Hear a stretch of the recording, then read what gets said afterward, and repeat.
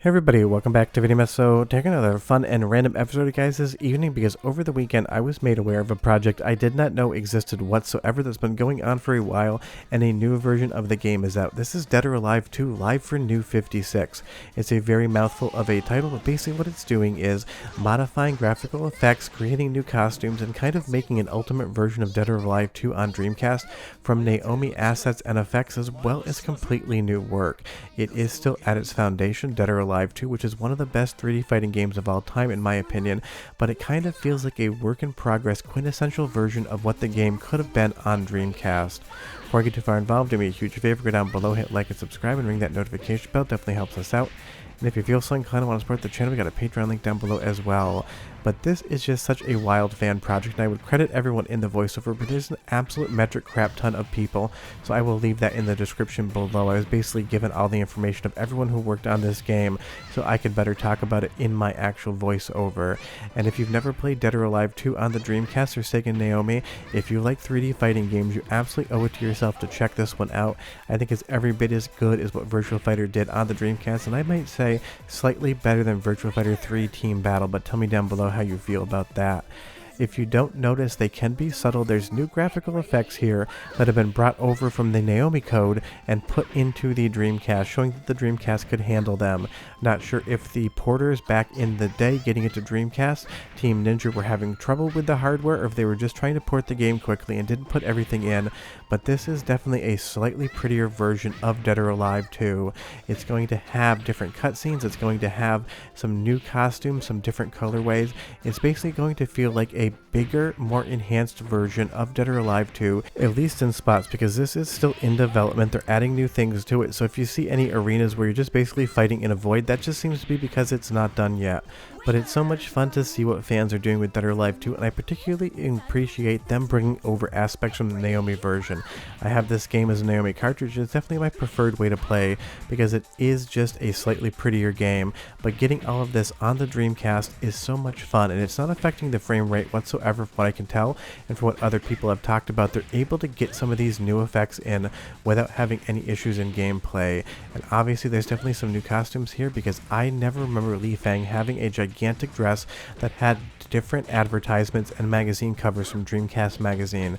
There's definitely a lot of fun to be had here, but the best part is the base game is still Dead or Alive 2, so you know that's going to be incredible, and it doesn't seem like the modders and developers working on this thing have done anything to the actual fighting game engine whatsoever from what I can tell, and that is absolutely a good thing because it is good off the top as the retail version. Of course, it's Dead or Alive 2, so you're going to get a lot of cutscenes and a lot of story, and there are different story elements in this as well.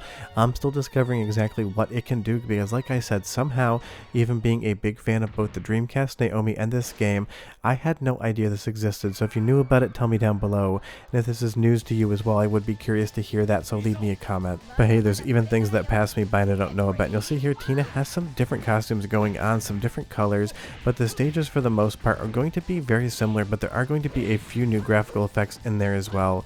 You definitely have to look out for them and try to find them, but when you do, you definitely can tell the difference between vanilla Dead or Alive 2 on Dreamcast and the NAOMI effects.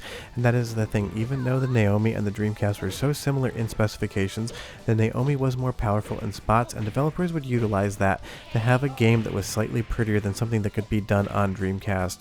So getting those effects in here is just a fun time, and it's just more of a good thing because pretty much anyone who plays Dead or Alive 2 loves the game, so getting more of that in is fun. There's even going to be some slightly different lighting on your character models depending on what stage you're in, and it definitely adheres closer to the NAOMI version, at least from what I remember, than it does the Dreamcast version, and that's always awesome.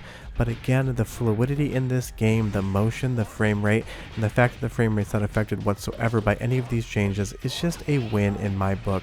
And of course it is Dead or Alive 2, so you get a great soundtrack as well. Go ahead and listen for 45 seconds, I'll come back and talk more about what this new game really is. それで助かる命もある。なるほど。応援するわ。そういうお前は賊と知りつつ何を求める。あなたには関係ない。Get ready, fire!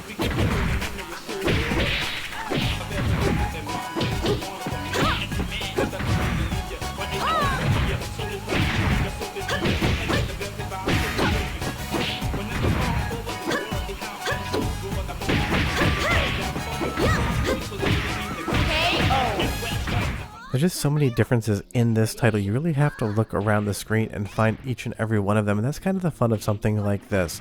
This is definitely for the hardcore Dead or Alive 2 fan, because if I was going to recommend one game for a newcomer to play today, I would definitely say still stick with vanilla Dead or Alive 2, because this is not complete and there's some arenas that aren't really going to load in whatsoever. It's going to be placeholder graphics. So if you've never played Dead or Alive 2, check this one out for fun, but definitely still stick with the Dreamcast release version or the NAOMI version if you want to play the arcade original, because don't forget Millennium is on there as well, which is a slightly enhanced version.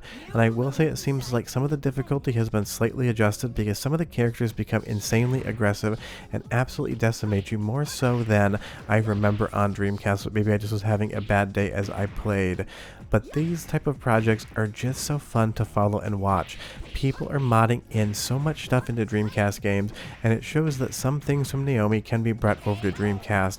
And in a perfect world, I do hope some of this knowledge one day comes and starts porting some of the NAOMI games over to Dreamcast, because even if NAOMI is slightly more powerful, I'm sure in some way, shape, or form, at least a few games could come over to Dreamcast that never came over before.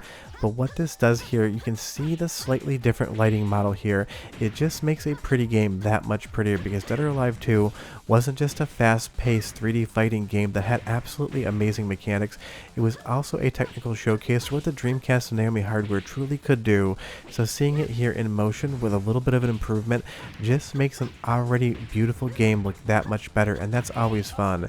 As far as the dress with the Dreamcast magazine prints on it, I think it's a fun effect, but it definitely takes me out of the game slightly. But obviously everyone gets their own opinion on whether or not they like the new costumes or not, and you can really play around and see what else you can get to load in with the characters. But the reflections on the floor here, the overall artwork, this game holds up incredibly well. It is just a masterpiece for Dreamcast, so seeing fans add new things to it, add new story elements, new costumes, new lighting models and effects is always a fun time, because obviously fans love this game, or else they would never spend the time to do something like this. So being able to play it here today is a ton of fun, and this should run on real Dreamcast hardware. You can emulate it, you can basically play it however you want. The only way to not play it would be to not play it in the first place, pun very much intended. And I love this scene here with the rock throwing, and you can see the close-up on that dress with all of the different Dreamcast magazine ads there as well. And of course she is going to absolutely decimate this boulder. It is such a fun cutscene to see. But I love projects like this. I love being able to play games that I remember from back in the day and have played recently in a whole new light. It brings new life to them, and if you feel like maybe there's no good reason to go back and play Dead or Alive 2 on Dreamcast, something like this gives you a reason to go in for at least one more playthrough. And obviously if you bring a friend, crack open a couple beers and have a game night and play this version, you're going to have an absolute metric crap ton of fun, because this still is, in my opinion, one of the best 3D fighting games ever made on a Dreamcast console or otherwise. And having all these new costumes, new lighting effects, and new different aspects to the game just adds to an already good thing. But tell me down below, did you play Dead or Alive back in the day? And I particularly love that sequence right there where he shatters the mirror and it breaks apart into the screen going into the actual fight. This game, this modification, is filled with so many small details and so much charm. You can't help but be in awe of what's going on screen at any moment in time, and enhancing that and increasing its replayability is always a good thing. So again, I will leave a list of who worked on this below and some of the tools they use, because maybe you want to see kind of how the sausage gets made for modifications like this. But Dead or Alive 2 Live for New 56 is a fun time, even if it has one of the jankiest titles for any sort of fan mod I've ever found. And honestly, the patch notes on these things explaining what's new are so cryptic and vague, you're really going to have to just play the game and figure out what is here for yourself. But I finally took my first loss. We are done. Definitely check this one out. It's the same game you know, love, and remember, with a whole ton of new content inside of it. Short of that, we are done, and I will see you guys next time, but go play it. Bye-bye.